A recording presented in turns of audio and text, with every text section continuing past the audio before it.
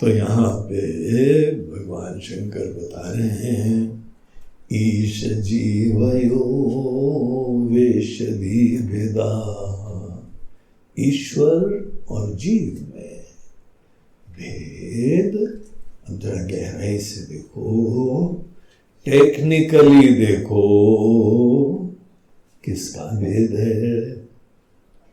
चोले का। वेशधि भेदा, वेश की दृष्टिकोण से भिन्नता है, भेद है। ईश्वर और जीव में जब तक तुम अपने इसी छोटे चोले को पहने हो, ईश्वर वंदनीय है, पूजा योग्य है, भजन योग्य है, गुणगान गाने योग्य है, क्योंकि उनका सामर्थ्य, उनका ज्ञान, उनकी शक्ति अपरंपार होती है। तो इसीलिए उनका हम लोग भजन करते हैं, मंदिर में पूजन करते हैं, क्योंकि उनका सामर्थ्य अद्भुत है, अकल्पनीय है, जीव कल्पना भी नहीं कर सकता है। भगवान का ज्ञान कितना है, इट्स बियॉन्ड माय कॉम्प्रिहेंशन। कितने ज्ञान के फील्ड है वो तो हमको पता नहीं है। पता कितने प्रकार के साइंसेस होती हैं, वो भी हम लोगों को नहीं पता है।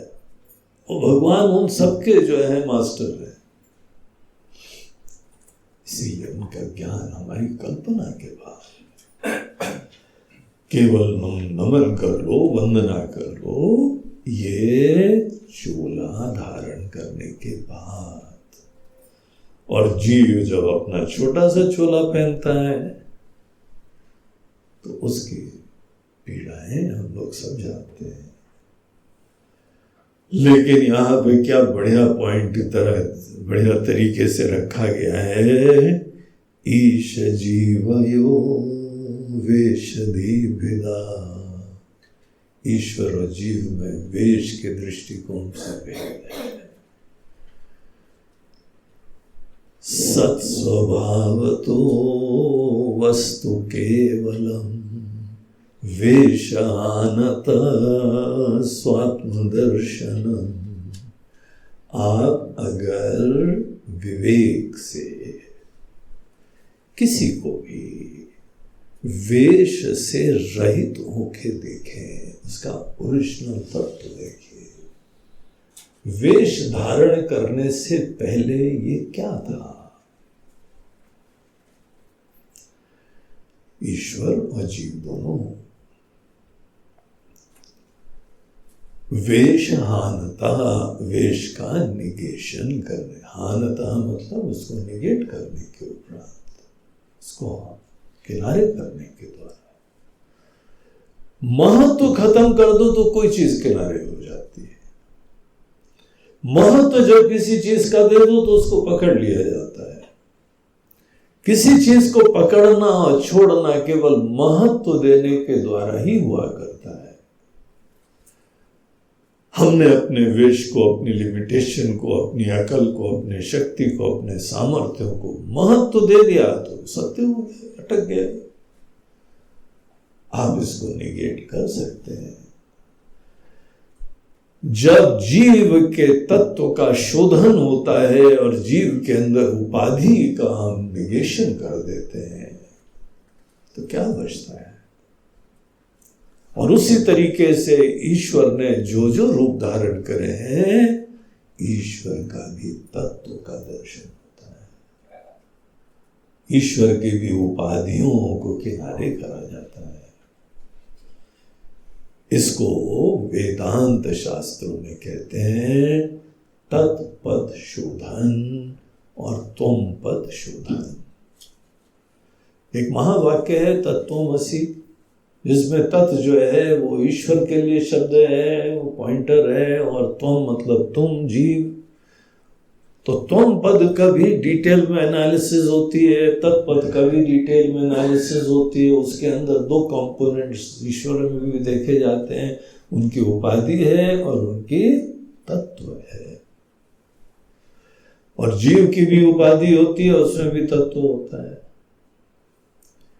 तो जीव और ईश्वर में दोनों के धरातल पे पहले विवेक करते हुए इन दो कंपोनेंट्स को सेपरेट करते हैं, और जो अधिष्ठान है, जो समान सूत्र है, उसके दृष्टिकोण से एकता होती है, not from the point of view of उपाधि। उनकी शक्ति सामर्थ्य तो प्रणाम करने योग्य है, और आप जीव होके ही तो ईश्वर देखते हैं।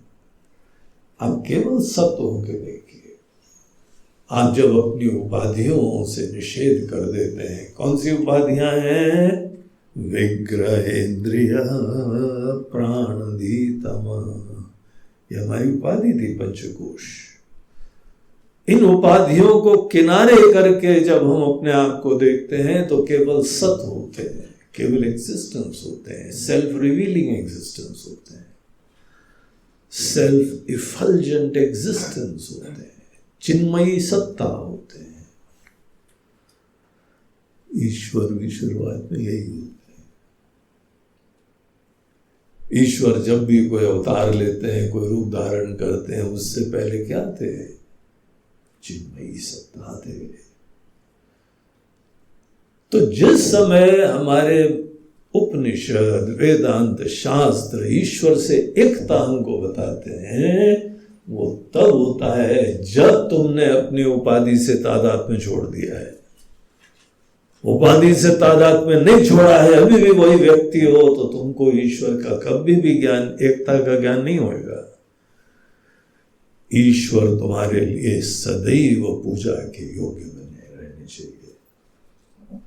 जब तुमने अपनी उपाधियों के साथ तादाद में छोड़ दिया है, जो तुम्हारा वेश है, तुमने वो वेश को जो है निगेट कर दिया है, और अब हमारा परिचय केवल चिन्मयी सत्ता है,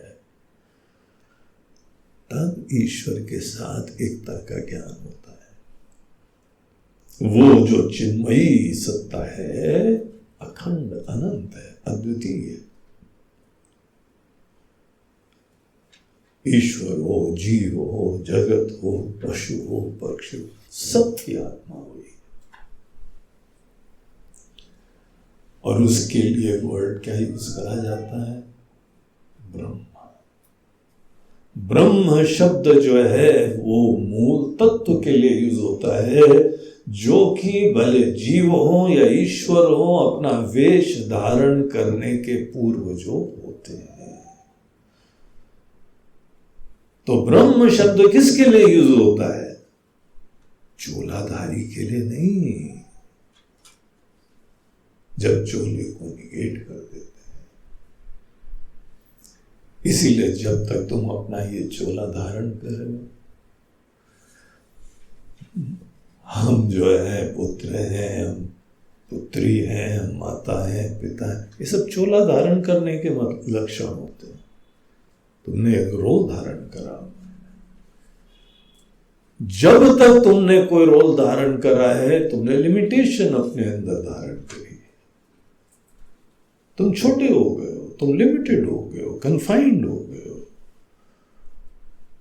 तो तुम उस समय ईश्वर के साथ एकता की बात मत करना, बड़ा भद्दा लगता है, मजाक लगता है, हास्यास्पद होता है। तुम कौन हो? बोला जी हम तो आत्मा हैं। आगे बोलो ना, आत्मा पांडे हो कि आत्मा तिवारी हो, पूरा नाम बताओ। कभी लोग थोड़ी पूछ रहे हैं तुमसे। आत्मा है, आत्म प्रसाद हो। अच्छा, आत्म प्रसाद डूबे, बोलते हाँ डूबे।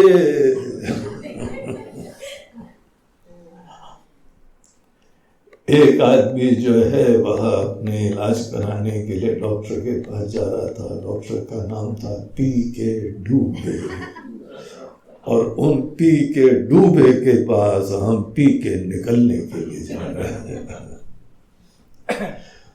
बोलते हैं तुम कैसे परमात्मा से एक होगे? ये मुंह और मसूर की दाल, हमको वैसे ये बात समझ में नहीं आई अभी तक, मसूर की दाल के ऊपर क्या डंडा लेके चले हुए हैं, क्या प्रॉब्लम होता है मसूर की दाल में? ये मूंग और मसूर की दाल, तूर की दाल क्यों नहीं बोलते, मूंग की दाल क्यों नहीं बोलते हैं? तूर मसूर की दाल,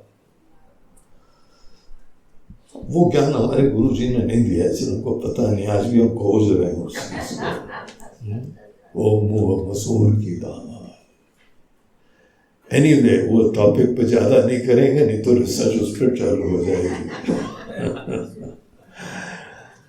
अर्थात हमारा ये बोलना कि हम परमात्मा से एक हैं, हास्यास्पद लगता है, निराधार होता है। तुमने चोले तो छोड़े नहीं है, अपनी समस्त उपाधियों को निगेट तो करा नहीं है।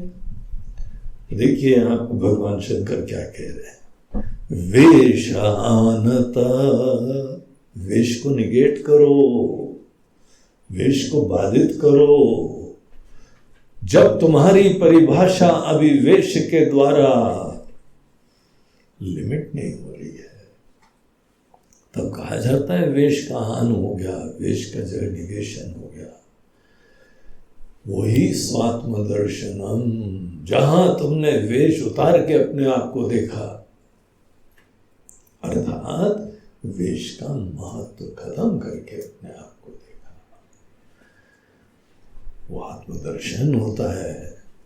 और ईश दर्शनम स्वात्म रूपता, ईश्वर का दर्शन भी साथ साथ ईश्वर को भी वेश से किनारे करके देखना पड़ता है। जिस रूप में हम मंदिर में देखते हैं ना, सर्वज्ञ सर्वशक्तिमान, तब तक एक नहीं हो सकते हो। तुम जानते हो तुमको कितनी मेहनत करनी पड़ी थी तब हाई स्कूल पास करे थे, और पूरे दुनिया का ज्ञान तुम्हारे अंदर, मसूर की दाल। तुम कैसे जो है वह ईश्वर से एक हो सकते हो? तुमको पता है ये काम कैसे करते हैं? कहीं पे कोई स्वामी जी जा रहे थे, आदमी लैपटॉप लेकर, स्वामी जी इधर देखिए लैपटॉप में क्या प्रॉब्लम है। हम कैसे देख लें?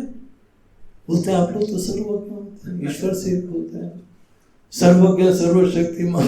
बोला थैंक यू, हमारे गुरु जी ने वो बताया ही नहीं, उपनिषदों ने नहीं बताया, शिव जी ने भी बताया। उपदेश सार पढ़ लो जाके पहले, फिर हमारे पास आना लैपटॉप लेके।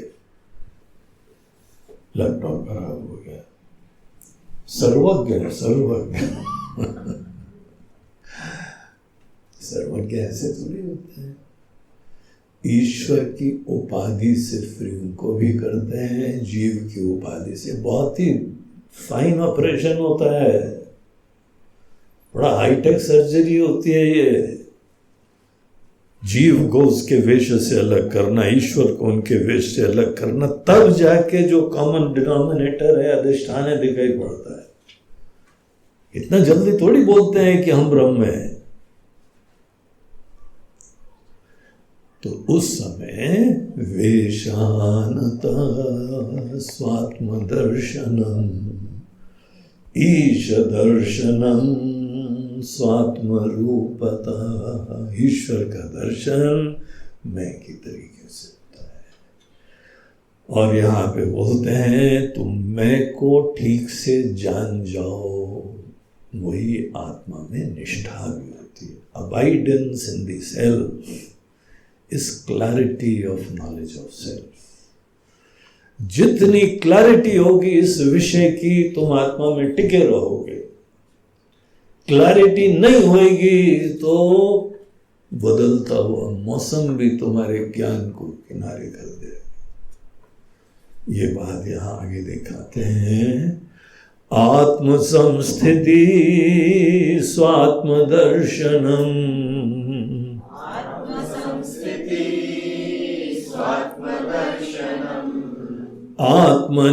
आत्मनिर्द्वयात् आत्मनिष्ठता,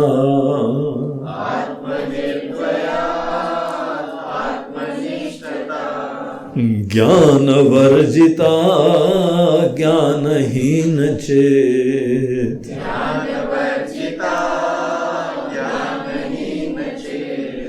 ज्ञानमस्ति किं ज्ञातुमन्तरम्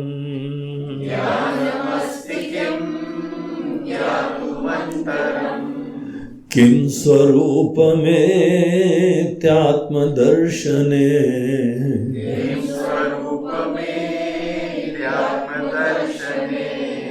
अव्यया भवा पूर्णचित् सुखम्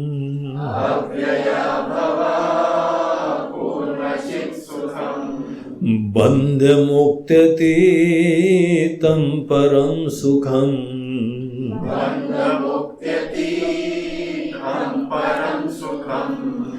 विन्दति ह जीवस्तु दैविकः।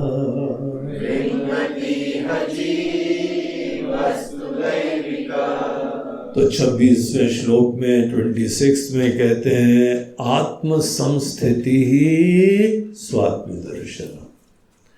आत्मा में सम्यक स्थिति, बहुत ही अच्छी क्लैरिटी मैं के नेचर के बारे में, और ये उपाधि से अपने आप को डिसोशिएट करने के बाद होती है। अगर उपाधि के साथ जुड़े हुए हो तो आत्मदर्शन नहीं हो पाता है, तब तक नहीं हो सकता है। इसी के लिए अनेकों लोग ज्ञान, त्याग, भिन्न भिन्न प्रकार की चीजों का आश्रय लेते हैं। तो सब उपाधियों से फ्री होके जो चिन्मयी तत्व सत्ता होती है अधिष्ठान की तरीके से, उस तरह से मैं को देखते हैं, उसी दृष्टिकोण से ईश्वर से एकता भी होती है। तो जब किसी की आत्मा के बारे में बहुत क्लैरिटी हो जाती है, अनेकों क्वेश्चंस आते हैं, आने चाहिए, नहीं आते हैं तो हम लोग को आचार्य लोग शास्त्र दिखाते हैं कैसे तुमको विचार करना चाहिए। तो इसमें जब तुम्हारी सम्यक स्थिति हो जाती है, उसको बोलते हैं समस्थिति, आत्म संस्थिति स्वात्म दर्शनम। मैं के बारे में ये क्लैरिटी आत्मा का दर्शन कहलाता है। तुमको क्लैरिटी होती, नेगेट हो गए नोशंस। जितने छोटे छोटे नोशंस थे, हम ये शरीर हैं, हम जन्म वाले हैं, मरण वाले हैं, ऐसे वैसे जो था, ये सब उपाधि के धर्म थे। तुमने सब किनारे करे और फिर वो चिन्मयी सत्ता से अपने आप को जाना। ऐसे मैं को जानने में ही आत्मा का दर्शन होता है। और क्योंकि आत्मा नॉन डुअल होती है, अद्वितीय होती है, उसके जब दूसरा कोई नहीं होता। ईश्वर में भी वही दिखाई पड़ रहा है। ईश्वर भी मूल रूप से वही चिन्मयी सत्ता है, दूसरे लोग भी वही चिन्मयी सत्ता है। पहले सत है, उसके बाद कैसे हैं? छोटे हैं, बड़े हैं, गोरे हैं, काले हैं, बुद्धिमान हैं, बुद्धू हैं, जो भी है वो सब आगे की कहानी। पहले तो है ना, सत्ता सबके अंदर समान रूप से व्याप्त है। हमारे दयाराम आते हैं पूंछ हिलाते हुए, पद्मा को ढूंढते हुए। कहाँ है वो? पद्मा के भक्त हो गए। हमको बड़ी खुशी है, पद्मा के भक्त हो गए, बाकी सब लोग फ्री हैं। आसक्ति वालों का यही होता है, एक से आसक्ति हो जाती, बस दुनिया में उसी को ढूंढा करते हैं, बाकी सब रिलैक्स कर लेते हैं, जिससे हो जाती है। तो ये जहां पे जो है वहां सब आसक्तियों से हम फ्री हो जाते हैं। एक ही अधिष्ठान, वो तत्व, वो भी महाशय पहले हैं, उसके बाद ये चार पैर वाले हैं, पूंछ वाले हैं। शुरुआत कहां से हुई? एक चिन्मयी सत्ता है, एक एग्जिस्टेंस है, very loving, very blissful, conscious, revealing, living, ऐसी सत्ता है। इस रूप में आई हुई है सभी लोग। तो ये सत्ता को देखो, विचारो। इस सत्ता के अलावा दुनिया में कोई नहीं है। तारों में, सितारों में कहीं पर भी कुछ एलियंस भी होंगे, कोई दूसरे प्लैनेट्स भी होंगे, पहले होंगे ना, और लिविंग भी होंगे ना, उसके बाद हो सकता है उनकी आंखें यहां पर हो सकता है कि उनके जो है कोई बाल ही ना होते हो, लकी बाल कभी झड़ेंगे ही नहीं क्योंकि है ही नहीं कभी। कैसे फनी कैरेक्टर्स होंगे, 3 पैर पे चलते हो, 2 पे चलते हो, या कैसे होते होंगे, कंगारू की तरह एक ही पे चलते हो, कैसे उनका नाम रूप होगा भगवान जाने। लेकिन ब्रह्मलोक है, स्वर्ग है, नरक है, कैसा भी कोई लोक हो, कैसी दुनिया हो, हर जगह पहले कोई होता है, सत्ता होती है, चिन्मयी सत्ता होती है, फिर कोई रूप होता है। ये चिन्मयी सत्ता के दृष्टिकोण से दुनिया में आकाश की तरीके से व्याप्त है, हर जगह विद्यमान है, इसी को सत्य कहा जाता है। तो क्योंकि आत्मा अद्वितीय है, नॉन डुअल है, इसके दृष्टिकोण से दूसरी चीज ही नहीं है, इसलिए ऐसा आत्मज्ञान टिकाऊ हो जाता है। जिसको ऐसे आत्म का ज्ञान नहीं होता है उसका ज्ञान टिकता नहीं है, थोड़ी देर लगता है, अच्छा लगता है, फिर फिसल जाता है। क्यों फिसल जाता है? क्योंकि अभी हमने अद्वितीय सत्ता नहीं देखी है, नॉन डुअल रियलिटी नहीं समझी है। आत्मनिर्द्वयात्, आत्मा निर्द्वय, जिसका कोई दूसरा नहीं है, हर जगह यही एक दिव्य सत्ता विराजमान होने की वजह से कभी उससे च्युति नहीं होती। अरे जी सुना तो था, भूल गए, आपने एक बार सुनाया था ये सब। मैं बोला तुम भूल जाते हो, बहुत अच्छे हो। बोला क्यों? बोलते बार बार आते रहते हो, अगर तुमको एक बार सुनाया होता, तुम यहाँ से मुक्त हो गए होते तो हमारा कैंप में एक मेंबर कम हो जाता। हा? तुम भूल गए इसीलिए हमको कोई बहुत प्रॉब्लम नहीं है, हमने तो पूरी कोशिश करी थी तुमको ज्ञान दे दें, लेकिन थैंक यू तुम भूल गए। थोड़ा थोड़ा भूलते रहना, फिर उसके बाद हम मिलते रहेंगे, तुम भी आते रहना। हाँ बोले जी नेक्स्ट कैंप कब है? नेक्स्ट कैंप जो है ना बस निश्चय हो चुका है, आपको बताएंगे अभी। हाँ तो हमारा नाम तो ले लो, आ रहे हैं।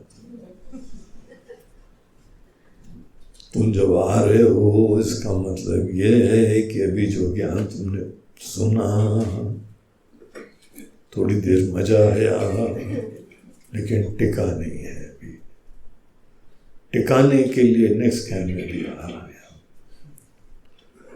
और एक दिन आएगा जब आपके के अंदर ज्ञान टिक जाएगा, हिल ही नहीं सकता है, कोई चाहेगा तो भी नहीं हिल सकता है, आप भी चाहोगे तो भी नहीं हिल सकता है। इसको बोलते हैं आत्मज्ञान में निष्ठा हो जाना, अबाइडेंस हो जाना, दृढ़ता से, ऐसे अंगद की तरह पैर जैसे उसने जमा दिया था ना, हिलता ही नहीं था। कुछ कुछ लोगों के अंदर ऐसे आत्मा का ज्ञान बैठ जाता है, वो धन्य हो जाते हैं, और हम दुखी हो जाते हैं क्योंकि वो आदमी दोबारा कैंप में नहीं आता है। हम खुश होते हैं, चिंता मत करना, हाँ हम मजाक में बोल रहे हैं, लेकिन यहाँ पे हम लोग इस विषय के ऊपर चर्चा कर रहे हैं कि किसी लोगों के अंदर ज्ञान टिक जाता है, किसी में नहीं टिकता है। कब ऐसा होता है? जब तक आत्मा के अलावा कोई अन्य चीजें हैं, क्या करें, जिम्मेदारियां हैं महाराज जी, अभी घर बाहर की थोड़ी टेंशन रहती है, अभी कोई बात नहीं, धीमे धीमे हैंडल करो। लेकिन जब तुम्हारे लिए इस आत्मा के अलावा कोई चीज रहेगी नहीं, तो कौन तुमको ज्ञान से जो है वो डिस्प्लेस करेगा? फिर स्थिर हो जाओगे ना, यही बात कह रहे हैं। आत्मनिर्द्वयात् आत्मनिष्ठता। और आगे इसी ज्ञान का स्वरूप बताते हुए कहते हैं, उस समय जो इसी चिन्मयी सत्ता को आत्मा जान जाता है, फिर उसको क्या ज्ञान की प्राप्ति की कोशिश करनी चाहिए? क्या उसको फिर साधना करनी पड़ती है? बोलते हैं नहीं, उसको साधना भी नहीं करनी पड़ती। क्यों? बोलते हैं जो चित्त होती है उसका नेचर देखो। 27 श्लोक में कॉन्शियसनेस चित्त का स्वरूप दिखाते हुए कहते हैं, ज्ञान वर्जिता ज्ञानहीन चित्त। चित्त कॉन्शियसनेस, चेतना है, सब प्रकार सत्ता है, ईश्वर की भी आत्मा, जीव की भी आत्मा, वो जो चेतना होती है उसमें अज्ञानहीन, अज्ञान नहीं होता है। उस प्रकाश में अंधकार कैसे होता है? कोई अंधकार नहीं होता है चेतना में। चेतना में अज्ञान नहीं होता है, जीव में अज्ञान होता है, मन में अज्ञान होता है, कॉन्शियसनेस में नहीं होता है।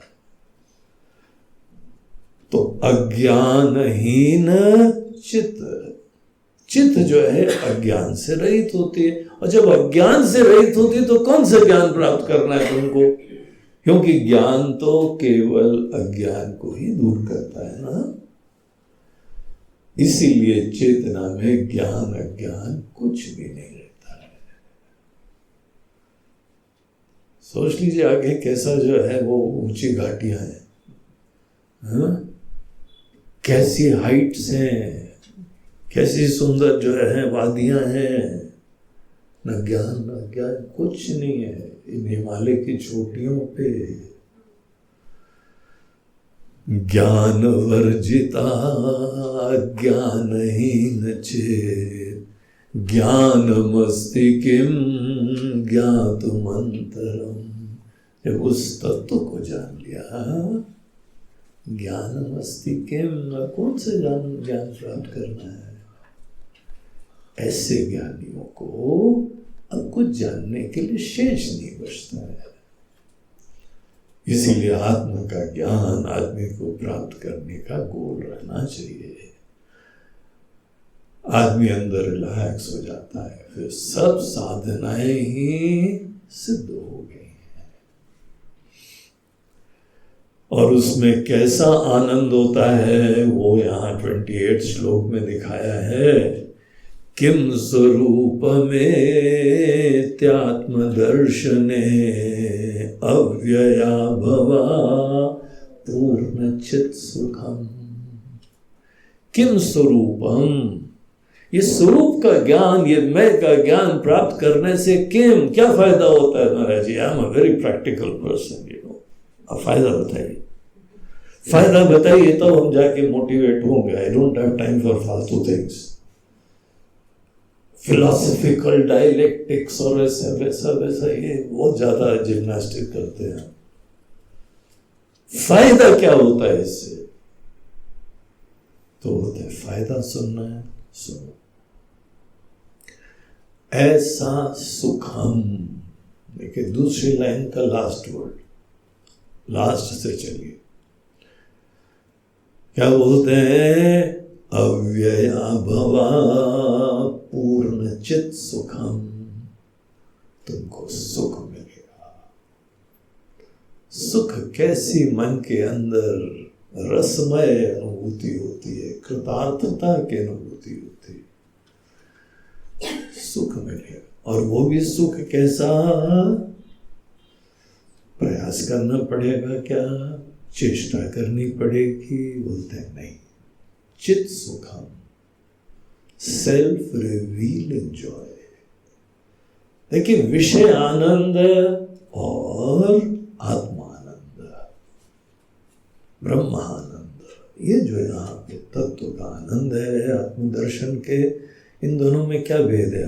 देखिए विषय से भी आनंद मिलता है, अनेक अनेक भोगों में आनंद मिलता है, खाने के पदार्थों में आनंद मिलता है, भिन्न भिन्न जगह जाने पे आनंद मिलता है। आनंद मिलता तो है ना, नहीं मिलता होता तो दुनिया क्या भाग रही है? अवश्य मिलता है। विषयों में आनंद बहुत ही प्रिय कोई चीज लगे, देखने मात्र से आनंद मिलता है। जो किसी को प्रिय हो, खाने में और आनंद मिलता है। किसी का कोई प्रेम हो तो अपने प्रियतम को देख के आनंद मिलता है, सोच के आनंद मिलता है, और पास आ गए, मीटिंग हो गई, फिर तो बहुत आनंद मिलता है, और फिर आ गले लग जा, फिर तो परम आनंद मिलता है। मिलता है कि नहीं मिलता है? तो बाहर अनेकानेक चीजों में आनंद मिलता है। ये मत सोचना है, ये बोलना भी मत कि आनंद है ही नहीं। आनंद है, लेकिन एक डिफरेंस है। बाहर विषय आनंद सदैव चेष्टा से मिलता है, प्रयास से मिलता है, किसी कर्म से मिलता है, किसी व्यवस्था से मिलता है, जुगाड़ से मिलता है, और सदैव टेम्परेरी होता है, और धीमे धीमे कम होता जाता है। जो पहले लड्डू का आनंद है वो 10वें वाले का नहीं होता है।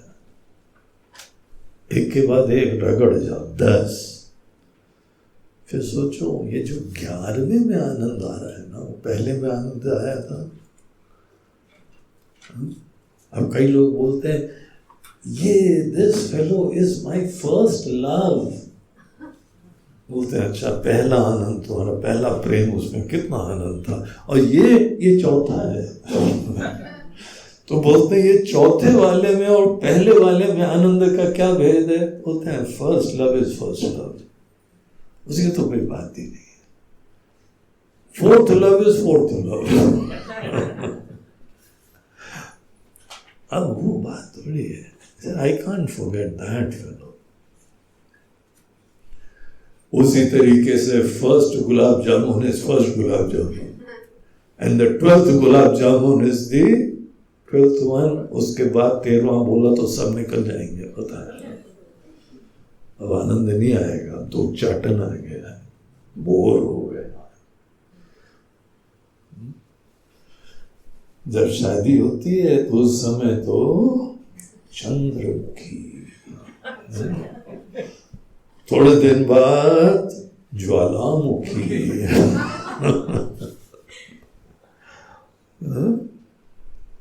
और कौन कौन से होते हैं? सूर्यमुखी। अच्छा, एनीवे आप लोग उसमें काफी पारंगत दिखाई पड़ते हैं। तो जो पहले आनंद होता है वो बाद में नहीं होता है, लेकिन आत्मानंद में, ये ईश्वर आनंद में क्या होता है? प्रयास से आनंद नहीं मिलता है, एफर्टलेसली मन को भरा रहता है। उसको डिस्टिंक्ट बनाने के लिए कहा जाता है चित् सुखम, चिदानंद।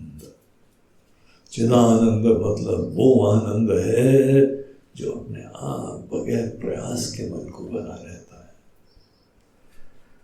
चित् सुखम, और ये भी नहीं है कि ये चित् सुखम जो है छोटा मोटा होता है। आपूर्णम, असमन्तात पूर्णम, बहुत इन्फिनिट होता है, कंप्लीट होता है। कोई जगह नहीं बचती मन के अंदर, कोई गुंजाइश नहीं अंदर, उसको बोलते हैं आपूर्णम। ये शिव जी बता रहे। और उसके बारे में एक और लक्षण देते हैं अभवा, जिसमें आवागमन नहीं होता है।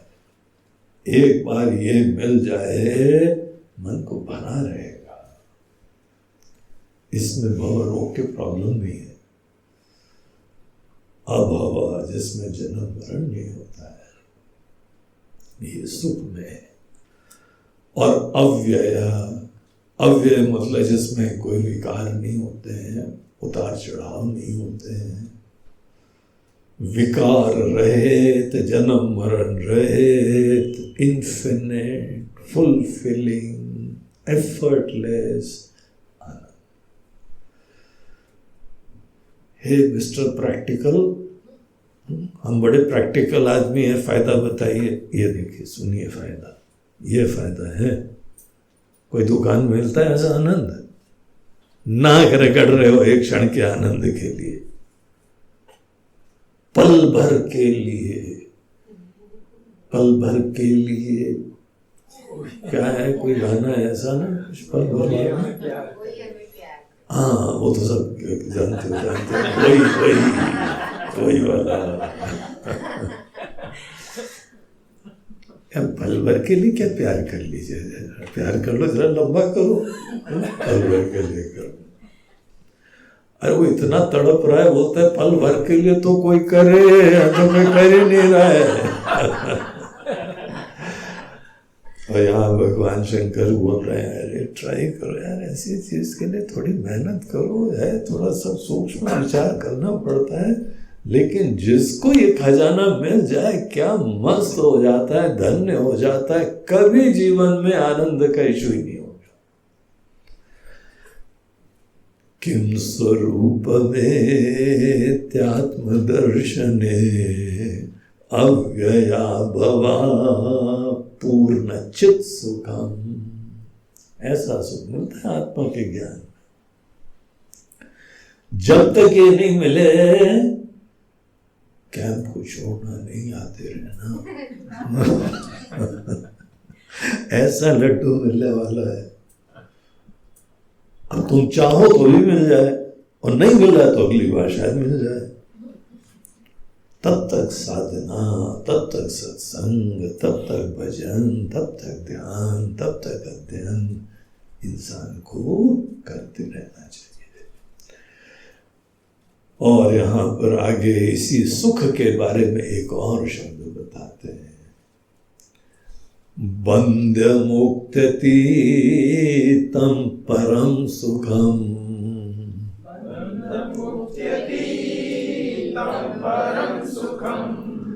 विन्दति हजी वस्तु दैविकः,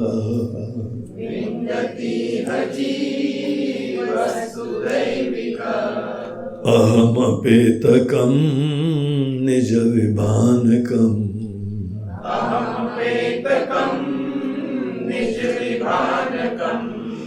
महदिदं तपो रमण भाग्यम्।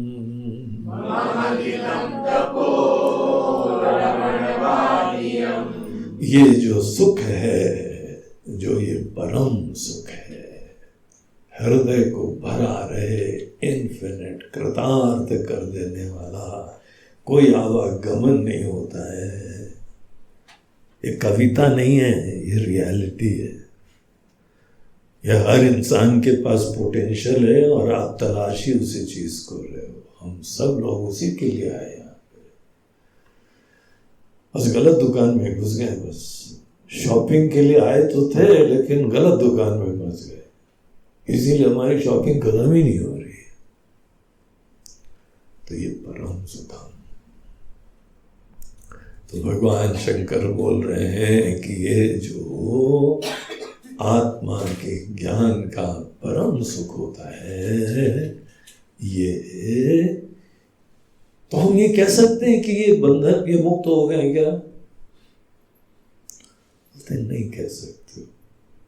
तो क्या इसका मतलब बंधन में है क्या? बोलते ये भी नहीं कह सकते। तो क्या कहें? परम सुख को। देखो जरा ध्यान दो बंधन और मुक्ति शब्द के ऊपर। पहले अज्ञान वशात हमारे अंदर बंधन होता है, जिसके अंदर बंधन होता है उसको मुक्त करना होता है। ये आदमी बीमार है, जब तक बीमार है तब तक दवाई चाहिए, और जिस समय यहां अब स्वस्थ हो गया, एक समय तो बोलता है कि हाँ पहले बीमार थे अब स्वस्थ हो गए। आज क्या हाल है? अब हमको कोई बीमारी नहीं है। स्वस्थता बीमारी की अपेक्षा होती है। उसकी याद में, उसके रिलेशन में, रिलेटिव वर्ड। यहां पे कोई बंधन ही नहीं है। उसने आत्मा को ऐसे जाना है कि जो पूर्ण चित सुखम, परिपूर्ण आनंद है, उसको कोई बंधन है क्या? और ऐसी आत्मा को कोई मुक्ति प्राप्त करनी है? आत्मा मुक्त नहीं हुई है। हम आत्मा को जानते नहीं थे, अब आत्मा को जान लिया है। अगर आत्मा मुक्त होती है ना, जो भी मुक्त होगा वो तुम्हारा बीमार हो सकता है। हम कोई मुक्त नहीं हुए, हम सदैव मुक्त थे, हमको पता नहीं था। इसीलिए उपनिषदों में बोलते हैं आत्मा नित्य मुक्त स्वभाव है, नित्य मुक्त, इट्स एवर फ्री। आपको फ्री करना नहीं है। अगर एफर्ट से आप फ्री करोगे तो क्या गारंटी है फिर से बंधन न चले जाओ? बड़ी मेहनत से, बड़े नाक रगड़ के थोड़ी देर फ्री हो गए, बड़े पूर्ण हो गए, वो तो खाने के बाद हर बार होते ही होते हो, डकार भी निकलती, तो पूर्ण हो गया, थोड़ा एक और ले लो, नहीं पता हो गया। वो पूर्णता कितनी देर तक रहती है? शाम के खाने तक। फिर शाम को जो है, हाँ क्या बना है, क्या खाएं आज शाम को? तो बाकी पूर्णता अगर टेम्परेरी होती है ना, तो फिर आ जाती है। आत्मा की मुक्ति उसको नहीं बोलते हैं कि हमको मुक्त होना होता है, हमको डिस्कवर करना पड़ता है ऐसी आत्मा जो नित्य मुक्त होती है, एवर फ्री। इसलिए यहां पे शिव जी बोलते हैं बंध मुक्ति अतीतम। बंधन और मुक्ति से अतीत, बंधन और मुक्ति से परे ये परम सुख होता है। ऐसा नहीं है कि हम मुक्त हो गए हैं, हम मुक्त नहीं हुए, हम सदैव मुक्त थे। वो तो एक कल्पित जीव है, एक इंडिविजुअलिटी जो इमेजिनरी थी, वो अपने आप को सोच रही थी कि हम जो है उनसे अलग हैं, वो निगेट हो जाती है। तो ऐसा यह जो परम सुख होता है,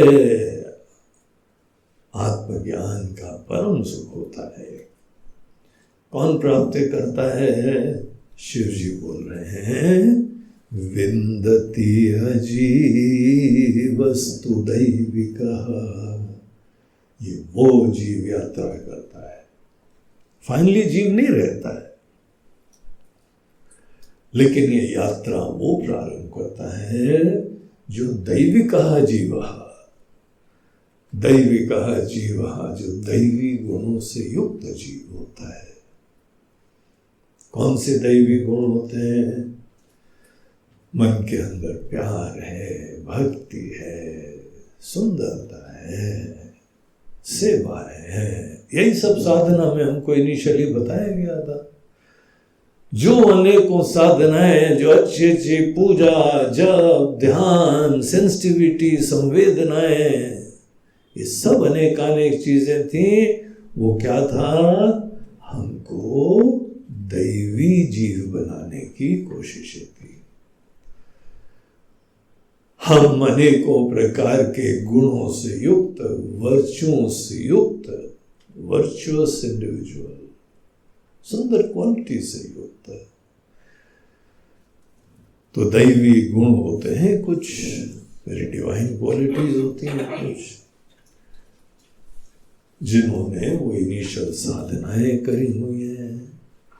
ऐसे जो लोग होते हैं उनको कहा जाता है दैविकः जीवा। दैविकः जीवः विन्दति, वो दैविकः जीवः इहैव विन्दति, यहीं पर इसी शरीर में, इसी जीवन में रहते रहते प्राप्त हो सकता है। यह शब्द बोलता है ये शरीर के रहते रहते, मरणोपरांत की बात नहीं कर रहे हैं। इसी शरीर में रहते रहते आदमी तो जो वेदांत मुक्ति की बातें करता है वो कोई पॉस्टमस नहीं होता है। अभी तो तुम जो हो या कर लो वो कर लो, बाद में तुम जाओगे वहां पे फिर बहुत आनंद होगा। तो यहीं पे रहते रहते यह विंदती जी वस्तु दैविका, लेकिन बस दैवी जीव होना चाहिए, अनेकों पात्रताओं से युक्त होना चाहिए। लास्ट श्लोक इसका उपदेश सार का क्या है? तो यहाँ पे रमण महर्षि जी बोलते हैं हमारा भी इसी चीज में पूरा अनुमोदन है। हम खुद वैलिडेट करते हैं अपने एक्सपीरियंस को। अहम पेतकम निज विभानकम महदिदं तपो रमण भाग्यम। महद इदं तपः, इयं तपः, इदं तपः, महत तपः। ये बहुत बड़ी तपस्या है, सबसे बड़ी तपस्या है। कौन सी तपस्या? वो एक पैर पे खड़े रहने वाली, उल्टे लटकने वाली। हम एक बार गए थे कुंभ मेले में, प्रयाग में। तो कुंभ में प्रयागराज, वहां पे कुंभ हो रहा था 12 साल वाला। तो अनेकों हम विरक्त मंडली में उन दिनों थे, विरक्त मंडली के साथ घूम रहे थे। हम ज्यादा तो नहीं घूमे, थोड़ा बहुत घूमे उनके साथ। तो वो लोग शहर में भी नहीं रहते, मेला क्षेत्र में भी नहीं रहते थे। मेला क्षेत्र से भी बाहर खेतों में झोपड़ी बना के रहते थे। तो वहां पे कुछ किसान विसान हम लोग को भूसा ला के देते थे। तो भूसे से हम लोग को पहले ट्रेनिंग दी गई कि झोपड़ी कैसे बनाते हो। उसको योग बना के फिर क्रॉल करके अंदर घुसते थे, और रेती के अंदर अनेकों जो है छोटी छोटी झोपड़ियां ऐसी बनी रहती थी। सवेरे जो है चूहों की तरीके से क्रॉल करके निकलते थे, और सबसे पहले बोलते थे हर हर गंगे। गंगा मैया सामने होती थी, उनके दर्शन करते थे, नहाते धोते थे जाके। और फिर उसके उपरांत वहाँ पे एक स्वामी जी महाराज थे, बड़े विद्वान, उनके पास जाके फिर उनको पढ़ाई करते थे। तो वो कुंभ मेले में गए, तो वहाँ पे एक बार घूमने गया। तो एक बाबा जी उल्टे पेड़ पे लटके, एक पैर से लटका था। सब लोग दर्शन करने जा रहे थे। जो जितने फनी होते हैं ना उतने ज्यादा अट्रैक्टिव होते हैं वो सब। तो उल्टे लटके दिखा रहे थे। एक ही पैर पे खड़े रहते थे, टायर डाल रखा था पेड़ पे, उसमें लटके रहते थे, खड़े रहते थे एक पैर। It's not easy. थोड़ी देर घंटों के लिए खड़े रहो तो एक बात है, फिर तुमको जो है वो अपने अनेकों प्रकार के नेचुरल कॉल्स भी तो करने हैं, सब करना होता है, भोजन पानी सब। वही खड़े खड़े एक से एक अद्भुत से लोग होते हैं। तो ऐसे भयंकर भयंकर तपस्या करते हो, तो यह हम तो नहीं कर सकते। तो आत्मज्ञान प्राप्त करना है तो तपस्या करो। बोलते नहीं आत्मज्ञान का आइडिया ड्रॉप कर देंगे, मगर हम ऐसे कर ही नहीं सकते भाई। तो यहाँ पे लकीली हमको ये उपदेश सार सुनने को मिल गया। चलो छुट्टी मिली उस तपस्या से, लेकिन एक तपस्या करनी पड़ती है। और रमण महर्षि जी बोला ये सबसे अल्टीमेट तपस्या, अल्टीमेट। क्या तपस्या है? अहम पेतकम निज विभानकम, अहम अपेतकम जो व्यक्ति अपने ही अंदर ईगो को हैंडल करके निगेट कर सके उसको बोलते हैं अहम अपेतकम। ईगो को निगेट करने वाले, ईगो को समझो, समझ से निगेट होती है। ये ऐसी भयंकर चीज है जो हमको पीड़ित करती है, दूसरों को भी पीड़ित करती है। जिसको बड़ा गुस्सा आता है उसका ईगो बड़ा स्ट्रांग है, जिसको सदैव टेंशन रहता है उसका ईगो बड़ा स्ट्रांग है, जिसके वजह से चारों तरफ सब दुखी रहते हैं उसका ईगो बड़ा स्ट्रांग है। और वो आदमी पहले खुद दुखी होता है फिर दूसरों को दुखी करता है। तो कितना तांडव मचाता है। बड़ी बड़ी लड़ाइयां होती हैं किसी न किसी के ईगो के वजह से। जितनी वर्ल्ड वॉर्स हुई किसी न किसी के ईगो के वजह से। ईगो से घर तबाह होते हैं, मन तबाह होता है, समाज तबाह होता है, देश तबाह होते हैं। ये आध्यात्मिक प्रॉब्लम से दुनिया को कितना नुकसान हुआ है। कभी आदमी को कंप्यूट करना चाहिए कि फाइनेंशियल लॉसेस ईगो के वजह से कितने हुए। अभी यूक्रेन में समस्याएं चल रही है ना, किसी के ईगो के वजह से चल रही है। अनेक घर तबाह हो रहे हैं, बिल्डिंग तबाह हो रही है। पूरा सुंदर शहर था, अच्छा देश सुनते हैं, ये तबाह हो रहा है किसी के ईगो के वजह से। ईगो बड़ी भयंकर चीज होती है। ईगो हमारी नाक सदैव ऊपर रखती है। तो नीचे कर लो तो ना पीठ में दर्द हो जाएगी। नहीं, हम कैसे झंडा ऊंचा रहे हमारा। तो ईगो के खेल बड़े भयंकर होते हैं और इसी ईगो के पीछे परमानंद छुपा होता है। तो यहाँ रमना महर्षि जी लास्ट श्लोक में बोल रहे हैं अहम अपेतकम, जो अपने ही ईगो को हैंडल कर ले अपने लिए। निज विभान कम, और ऐसा मैं डिस्कवर करे जो सेल्फ रिवीलिंग हो। महादिदम तपो, ये ही सबसे महान तपस्या है।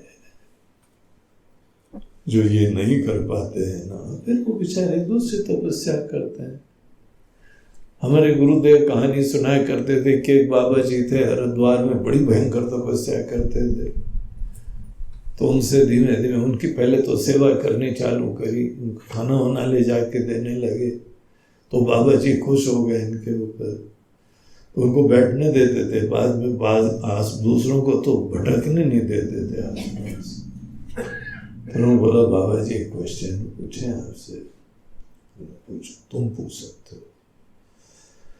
बोलते आप ये तपस्या कर क्यों रहे? तो ये क्वेश्चन पर्सनल है। अन्य बाबा जी हमने आपसे आज्ञा लेनी थी पूछने के लिए, अगर आपको नाराजगी ना हो तो प्लीज बता दीजिए। हमारे गुरुदेव अपने अनुभव की कहानी बता रहे थे। तो उनको जो है बहुत ही जब आश्वासन करा कि महाराज किसी को नहीं बताएंगे, आप हमको बताइए 1 to 1, हम सीखना चाहते हैं। आप जैसे महान लोग किसी साथ तपस्या करते हैं। तो उन्होंने बताया, देखो हम बचपन में गांव में रहते थे। हमने बचपन में जमींदार लोगों की बहुत दादागिरी देखी है। हमारा परिवार बड़ा संतप्त हो गया था इन जमींदारों की वजह से। हम उस समय तो कुछ नहीं कर पाए, हमारा परिवार खत्म हो गया। हमने ठान ली थी कि ये अगले जन्म में जमींदार बनेंगे। हम तपस्या कर रहे हैं, हम छोड़ेंगे नहीं, हम भगवान के चरण पकड़ लेंगे, लेकिन अगले जन्म में मैं जमींदार बनूंगा। बोलो सियावर रामचंद्र की जय। गुरुदेव को बोलना पड़ा जय। बोलते देखो ये कहानी होती है। इतनी भयंकर तपस्या कर रहे हैं, लटके रहते हैं, और क्रोध तो ऐसा भयंकर कि आग लपटें दूसरे दूर तक जाती हैं, ऐसे गुस्से। लेकिन निश्चित रूप से अगले जन्म में जमींदार बने होंगे। ऐसी भयंकर तपस्या कर रहे हैं, भगवान से जिद कर लेंगे। जैसे पुरानी कहानियां सुनते हैं ना, राक्षस लोग 1000 साल तक ये करते रहे, फिर वो करते रहे। ये जिद है उनकी, तपस्या में जिद भी होती है। फिर ब्रह्मा जी आते, बोलते ठीक है, लो बेटा तथास्तु, अब शांत हो जाओ, ज्यादा कष्ट मत दो। ऐसी फनी फनी आइडियाज से प्रेरित होकर आदमी करता है, कर्म के क्षेत्र की कुछ अचीवमेंट करना चाहता है। यहां शिव जी भी बोल रहे हैं कि ये तपस्या असली नहीं है। अगर असली तपस्या करनी है तो अपने ईगो को हैंडल करो, और ईगो को दैवी जीवा बनाओ। पहले बहुत सात्विक जीव बनाओ। सात्विक जीव, भक्ति, ज्ञान के सामर्थ्य, ध्यान, जब ये सब सामर्थ्य से युक्त हो जाओ, प्यार से युक्त हो जाओ, निष्कामता से युक्त हो जाओ, तो दैवी जीव बन जाओगे। दैवी जीव बन के मैं का शोधन करो, स्वात्म दर्शन करो, निज विचार करो। आत्म का चिंतन करते हुए जब अब तुम आत्मज्ञान प्राप्त करते हो, अपने ही बारे में भ्रामक नोशंस को समाप्त करते हो। ईगो केवल भ्रामक नोशन होता है, इल्यूजरी, एरोनियस परसेप्शन होता है, इसीलिए निगेट हो जाता है। लेकिन उसके तरीके होते हैं। ये सबसे बड़ी तपस्या होती है। महदिदं तपो, इदं तपः महत तपः, ये सबसे महान तपस्या है। रमण वाग्यम, ये रमणीय वाणी है, ये रमण की वाणी है, रमण महर्षि की भी वाणी है। इस तरीके से उपदेश सार का समापन होता है। तो बहुत ही सुंदर दिव्य उपदेश, और यहाँ पर हम लोगों ने फाइनली अपने कैंप में इसको समापन कर दिया। ओम पूर्णमदः पूर्णमिदं पूर्णात् पूर्णमुदच्यते पूर्णस्य पूर्णमादाय पूर्णमेवावशिष्यते। ओम शांति शांति शांति। हरि